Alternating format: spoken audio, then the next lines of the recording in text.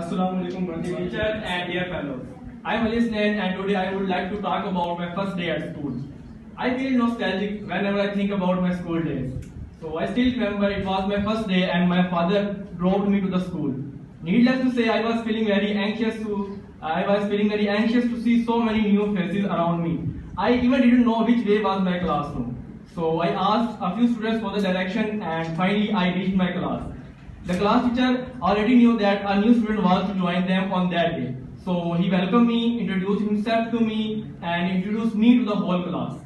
And I was made to sit with a boy named Hassan Askari. He was a well-behaved and industrious student. He aided me in easing into the new surroundings. During the lunch break, I enjoyed my lunch with all of my new classmates. So whenever I think about my school days, I realize that it was a wonderful day of my life. So it won't be wrong to say that the friendship bonds that I formed there, the values which I learned from my marvelous teachers,